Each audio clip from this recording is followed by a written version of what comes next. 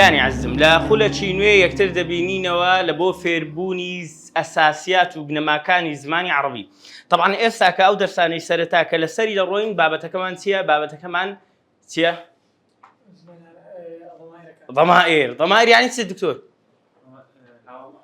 دي how now هاونيا now ها زيناو زور جوانا جي ناو لزينا أي بكاردي إذا طبعا الأخوات هذا زماني عربي ها جيال بخير به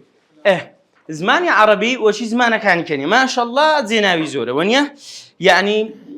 شيء خالشيش لقل عربية كقول هرج شيء جورا كان لقى زيناو كان ساك أو دوريان تايبت لوش دورة كان تايبت مكردية تنروج بس لبو ضمائر هموش مكرت باوربوينت رك ما خصي إن شاء الله أخيرا كشهر هم ويكودا كريتوا بيك أي ثجة تندريت بس السنة تندري إذا حتى متنا بردز بي شو أنا كين هم ويكو كريتوا بيك أي ثري باش زور ساكا بابين طبعا دس بيبكين لا أو كيدا لدورة كيدا إن شاء الله لدواي ضمائركش دينو سر متنكيكا وعد ما بيدابون باشا مسكة المراد الضمائر المنفصلة والمتصلة منفصل ومتصل اسدم زي منفصل ومتصل تيا سو ساكا امن زيادة صد ما سل زماني عربي لقلتان دم إن شاء الله لو قشتا كرتيدا بابي مزاين ضمائر أولا ضمائر ما هي الضمائر باشا خوي دباب مقول ما هو الضمائر يعني ما هي الضمائر براينكو بس قلم ورقة لدزبي لبرو يسمى هزكنية ودتينا سر أويدا قلم هاكو قلتم دفترتان هبي يلا لقرم برون لبرو يدبي تقسيماتها مو لقرم كان باشا ملاحظات علمنا نسيت له الرواه عفرين طواوا ما شاء الله طلب يزيرك جاره ببي قلم ببي دفتر شيء قلم بيني باوبريا قلم ذاتي باشا ما هي الضمائر باشا أريد بيبرم ما هو الضمائر يا ما هي الضمائر بونيا بس يلبو غير إنسان بكار بونيا رأي شي جوانا بس رازنيا دس خولي أديتو لبرويد أي ما شاء الله كروتو بونيا سر برتلو لبزو زيرتي طوا عفرم هربجي لبر أوي جمع ضمائر جمعي تيا شيء بمدريه بله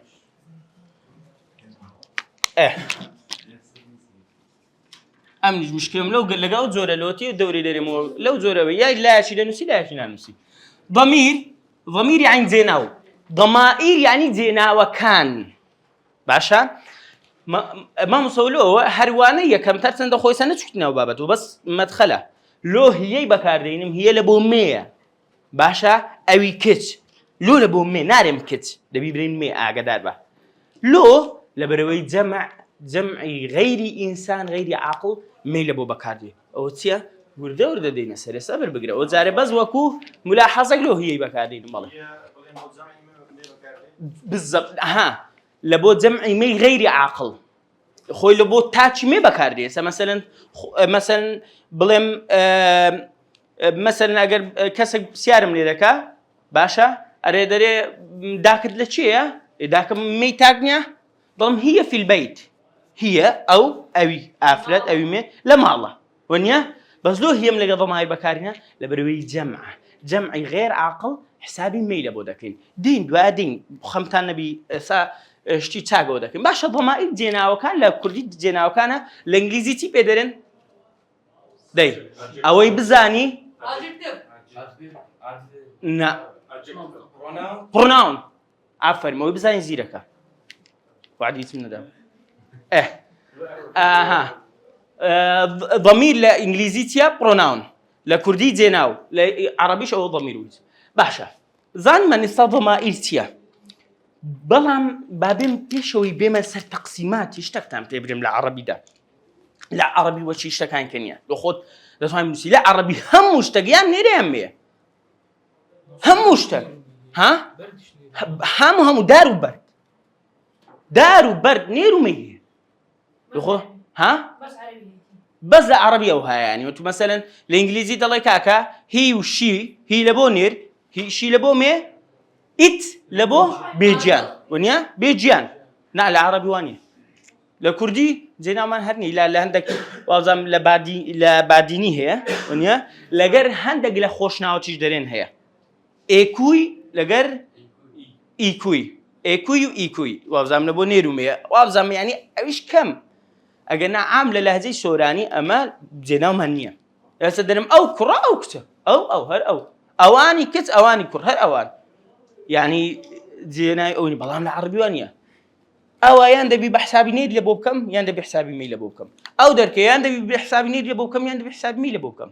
أو صبورة أو لابتوبة هر هم مشتق وردو دريش دبي حسابي نير يعني مي لبوبكم أجد زنسي شي نبي أجد زنس يعني رجز شي نبي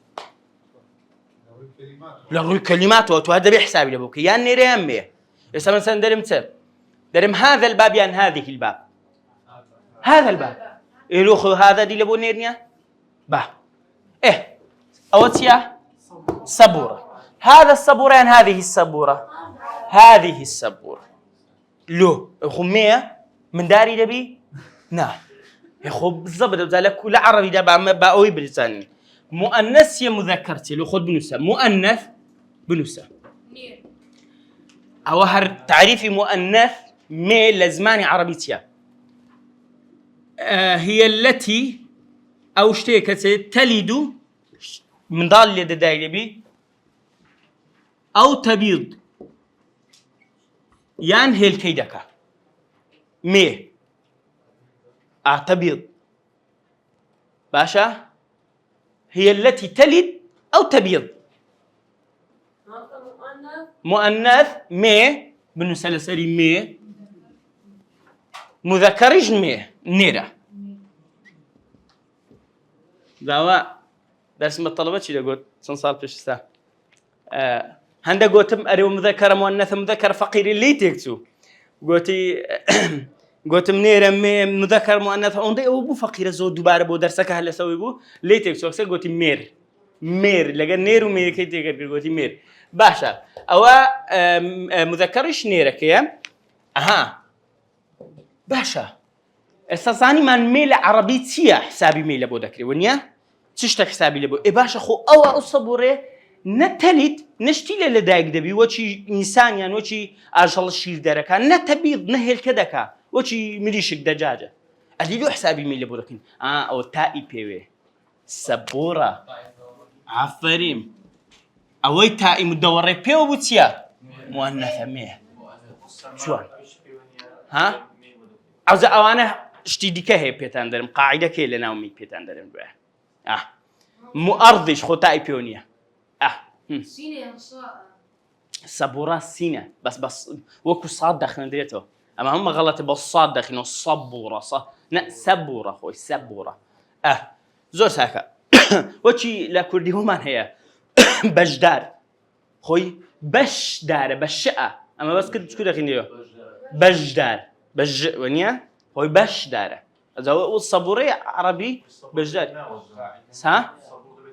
ناوى بالضبط بس نيري مية لو تاي بيوي خو نتليد نتبيض نيريش أويك عكسي مية نا ديار نير لبشر ولا حيوانات شونه باشا أو إخصاص زاني من لعمل عربي ده هم مشتق دبيت زينا يخوي هبي وهم مشتق يعني نيري مية ودوادي نسر مستوى دي كزاري وردة وزاني من مؤنث تيا بس زاري هشت علامات كان بطاطي ناخينين زاري بزاي مؤنث ورد ودرش تونا السبرة شو بقولين وردة هرهمي أوي كبهيوستي بزينا أو هبي هرهمي داخلين لو الدوري ده باشا الساحاتين بزاي بينسر أنواع باشا أو كو بيشتشيا أو زي ساعات من أو أنواع بيشتشي بخد زاري أوش تاني كقولت مشتا تفاصيلي هي أنواع ضمائر تنزور من هي بس أنواع كوما مساعين لا تسروكو بالله لا تنروكو ده بجدك بس أمنا الروم ورقتيا أو الرويان خوش ترى أولاً متكلم مادام أو كديتيا نعم غائب متحرك متسمع داي ده زانم ما بس سكت طواوا بس وشكت غلطة اي دي تش وشك طوا بس وشك غلطه يعني ما بس قصد شجفه بس تعبير ضعيف دي ناري العربيه وهاي بناري متسمع وانا بداني يلا او كسي قصاندك متكلم غائب شي قد او كسي غائبه زيناوي ناديارز بزر نازم سيبيدني لكوري او كسي كقصه لغير ليري اي وتشي اي او سيبيدني بعربي ها حاضر الله أنا أوي ليري يعني اي وي يجي زعم ليري بس دي بمقدس في ذكاء بس متسمع وانا نيا مو دون بيتي مخاطب ما بنشي مخاطب قصة بوكراو او كسي خطابي دكي متكلم سكر مخاطب متكلم اقدر با اريكسي متكلم باشا مخاطب فتحيه لبي متكلم وكسي قصان دك مخاطب وكسي قصي لبو دكري مخاطب خطاب دكري باشا كم يسقسي لقيتو دكم هاتو مخاطبي باشا غائب ايش جاره ما بخوش ما عندنا فرانات لنا غايبه اللي رنيا ونيا او سيزور ضمائر ما هي سار ما هي انه فرقان او كسي قصان دك كسي قصي لبو دكري كسي اللي رنيا ونيا أصل زوري دكاتا بنسن أنواع ضمائر ترتيبات معلبات يلا متكلم مخاطب غائب يعني بين شيء مذكر نفسه ومؤنث أخ غير هو هل العربي دري مؤنث أو مذكرش عكسيتي هذا وهذا بس زوانا وها بزانا ودي ولد درشامي بنسيا أو طوا باشا بابين سن متكلم بزاين تدينا وكان تان هموله بو استهمو دمسو هر يقولوا انا تي هي بز منفصله كي والمنفصله كاساسا ونيا او بيدلين منفصلتي بيدلين لكردي كذا دست برين كي عند دست برين كذا مشاركه يبقى جاكراوا نادير او قصكي جوانا بس عينا وشي منفصل زيناي منفصلتي سر بخو لا كوري أو كلمة أنها علمية كي تواوا هو تقصى كي تواوا بس زناي سر بخو يصل زناي سر بخو لكرديتيا من ونيا إيما تو إيوا أو أوان ونيا أو زال عربي كم زيادة كم كنا دو كم سي كم زيادة باشا بين بزاين سنة أو زخوي لوانو أو زادينش تكان كدخيني متكلم تندم هي أنا سيكا لا أنا متكلم أو كسيق عندك أنا إحنا بعمي نحن بفصحى إحنا كخسرة هذا باشا وين نحن بفصحى إحنا بعمي باشا بس لا عمي أنا تي بيدرين شو بيدرين أني زور ساكا بابين السر مخاطبي ايش زين من لمتكلمي انا ونحن من هي بين السر مخاطبي لا مخاطبي ماذا عندنا انت راوس خلشي جيكش فقيره بجارك احمد انت جوانك ابزان تواوا انت تو بس نير وكذلك انت تو بس مي زل لا ابنسا انت تو نير انت تو بس مي نرين كيت مي باشا زور ساكا بين بزاين تيدي كمان هي يا الله بسم الله انتما باشا او قوتمان اجد كرك بي دلين انتما انت عفوا ادي اجد دو كربي انتما باشا الله بسيارك اللي دا ادي اجد دو كزبيتي في درين دس بنكا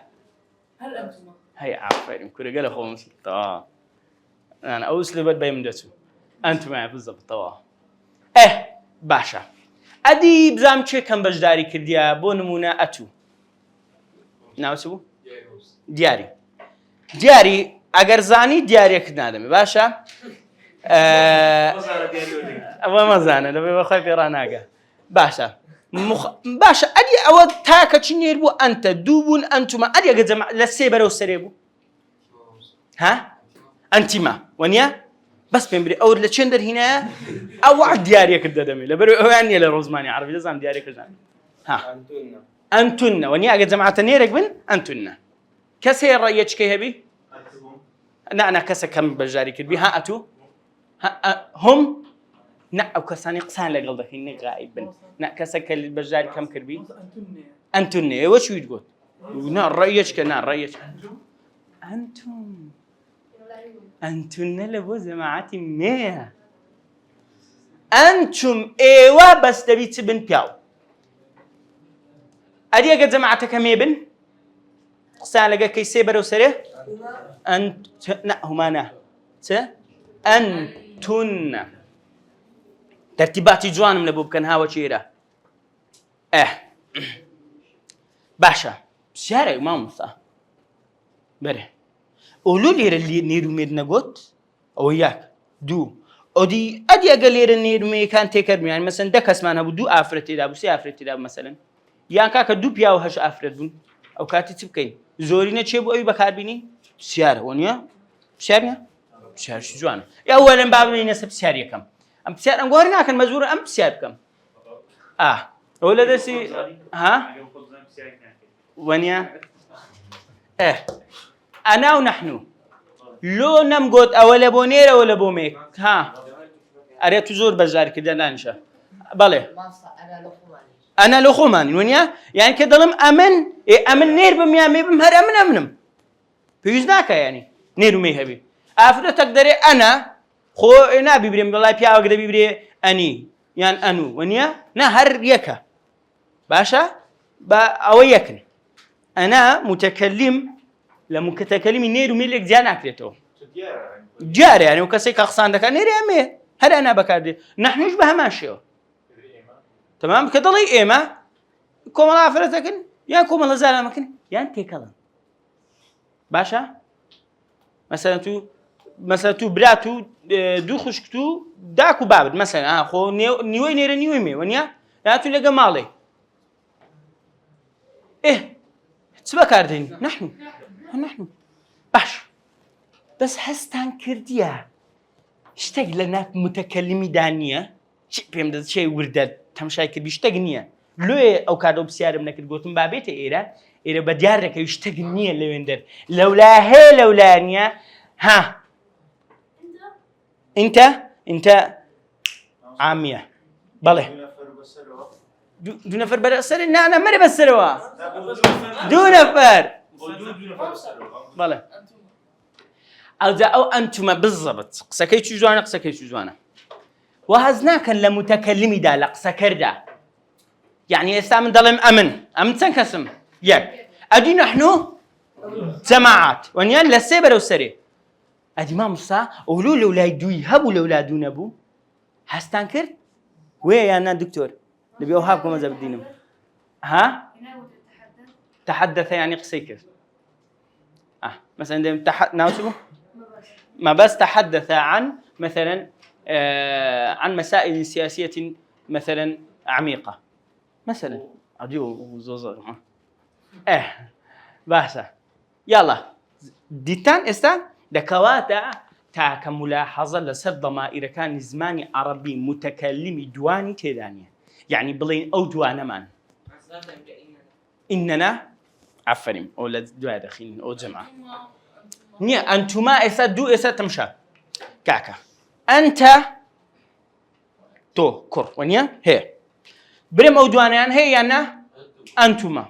أديك بريم أو سيان أنتم هي ونيا إيه باش أمن أنا إيما نحن أديك بريم أو دوانا هل نحن نيا أو ملاحظة متكلمي مثنى منية تبيني كليرة دادرين ليرة ميم يعني ملاحظة مثلا ليس لدينا ضمير زينابك ما ليس لدينا نيت ما نسي ضمير للمتكلم المثنى ولما مثنى لقى مؤنث ليك تكر نكن مثنى يعني جوت بالضبط قصك دو عفرين ادي مؤنث مي هم زار طلبه لما مكتبي وتي كدكا ظلم هو مثنى يعني جمعه ده ما مثنى دي مين ابو كوكاك مثنى مؤنث جا مؤنث تيكر مكا بس بميمي دس في ركعت تيكرت باشا بل مثنى يعني دو مثلا اما مفردهم هي تاك مثنام هي دو جمعهم هي لا عربي جاوها ويا نام ميران خيال سوى شيء ايه استا مخاطبي استا امسك وروسك ما ادي اكو ملك تكبيكو ازاويك بلا بسياره كان ادي اكو ملك تكرك تيكربون دك اسمان هي دو كرون هش افرتن يعني هش بياون دو افرتن زوري وردايلين رايك جوانا بس ولاني ها ايه كاكا مثلا زوري صقت زوانا دان جوير يوزع صندكين اش دريت وكو متخصصك لبواره داي يلا تدري انتن حساب مين اللي ولا اغني ركان حساب مين اللي ولا كي غير كده بيجي ها هر انتم كورانتم على بوجوا هر انتم بكاريتن حسابي نيري لكن صدج ما نهبو يك بياوي انت دابو انتم بكاردني يا سلالي باشا اوها ولا قاعده زماني عربي ضليله بروي اصل لضمائر نيره لو ازالي ربال لبوتان شيب كمولو قال سورتي اخلاص سدا فرمي قل هو الله قل هو لو ده فرمي اي باشا هو لبو تاكشي نيرني غائب اوي نير وايا والعياذ بالله بسيارك اللي دا اويه خوا والعياذ بالله جنسي هي بلا نير ياميا هل يلد ويولد لكذبه كسي ليبو تابري نير ياميا والعياذ بالله وش تدور الاخوي ادي لو درين هو لو زيناوي مذكر ما لبو حساب كرت اولا بالضبط سنردك هي اولا امل زمان عربي قلت ما همش تقدر بيتسبي يا نير يا مي خوشدني نير ميتي هبي يخو صبورة نيبو قودنا وكو كلمة دبي هر نير يا مي حسابي لبو بكري ديكو إشارة لبو بدم اديكو برم هذا اديكو برم هو اديكو برم ونيا انت يعني يساكو برم خوا اتولي خوش بوي يا ربي انت العفو ايكو انت ملبو بكارينا خوا انت نير نيا اللو درم يا ربي انت العفو اتو عفوي لين خوش بها اللهم انك عفو تحب انك كاي لبخول بونير لوروي اولا قلت مان هم مشتاق لازمان يعرف لي بتبي يا نيرمي خوشني نيرمي حقيقي بي حقيقينيا شرني هو حقيقي بس هو حقيقينيا او ياك دو كون بينا قلت لي خدوسا اصل لضمائر نيره بالضبط ملاحظه الاصل في الضمائر المذكر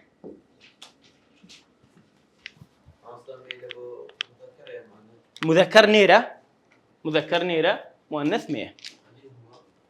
هو لبو مذكرة أصل للضمائر دا نيرة باشا كو باشا تشي كم دار آدم دروز بيان حوا أدي حوا لچه دروز بو لا پشتیانه پراسوی افرت لپیاو بوا لوی اصل پیاو يعني جنا پیاو لوی لضمائرش اصل نيره امية نيره باش اولا لا اشكال بس او كميل ابو افرت نخر لو اللي بروي اصلا اما لزماني عربي داد زي كراوي ددني يعني ددني كاكا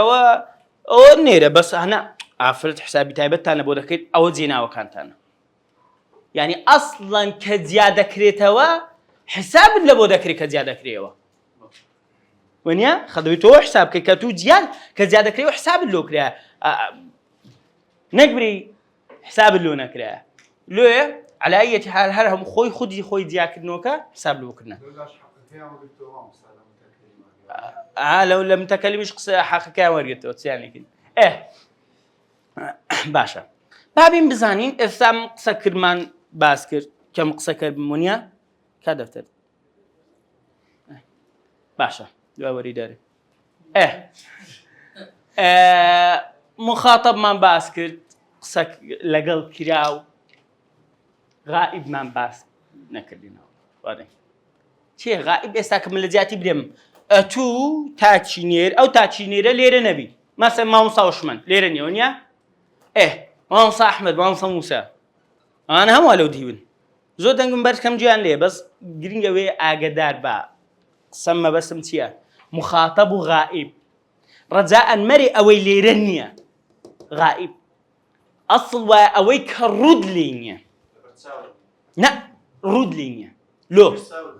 نا إسا في الدريم لو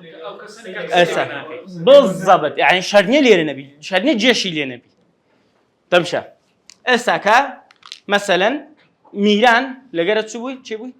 آدم تمشى أمن روم لميرانيا قصة لسه دكم آدم واتمشام دك جيليا مليرشة لازم قصة لقيناكم روم لوا مثلا ظلم ميران متى يذهب آدم إلى البيت متى يرجع إلى البيت يرجع لبو غائبة لون نقول متى ترجع مثلا بالضبط بس در متى يرجع لو بالروم لينيا باشا لو غائب أو كسنية ليرانيا أو كسنية كجيلينيا بلكو كسي كرود لينيا راسو خوق سيلا قلناكي باشا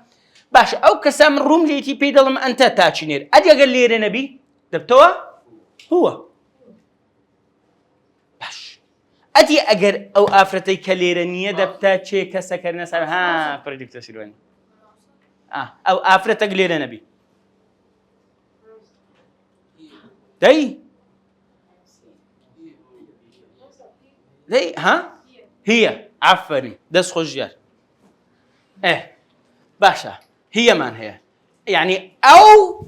كر لا توبب كر طبعا أقدر بلا يفرق معنا اشتكان مسا بس بيتو ليرة بنوسي كسر جنبي نمري ولا جاي يفرق ولا قلم ناتان نبي تازة لبرو يتاكو بنوسي نك بيدابنيشي مخزجشم كزنيا بيدابنيش تقلم لك النبي مثلا عندك كسر كشيء باشا فقير تسارش كراس عند تيجي دفتري بيز بشيدين للرقم هو يعني أو نير هي أو مي وش بما قلت ما نسين كروكت نس نير ومي عفوا أدي أقدو كذب ليرنا بن بالياتنا هل زور مشاركة كسك زور مشاركين كرد بي أتو لودنا تازا نديت أتو هو داي هو كي تدا ما أكش تدا كاتشب قوتي هما أحمد كده بلزي خود أي أحمد هما باشا أدي أجر دومي بن كليرنا بنها هرما قوري هن ونيا والله هرما هذا الصوت بالضبط وش أنتما ناقور بابا كدري دو كز بن دري أنتما دو كربن دري أنتما أو دو كرسان دو كسيج بن هري أنتما دو كربن غايبن هرهما دو كتبن غايبن هرهما أجاكتكو كرتش بن هرهما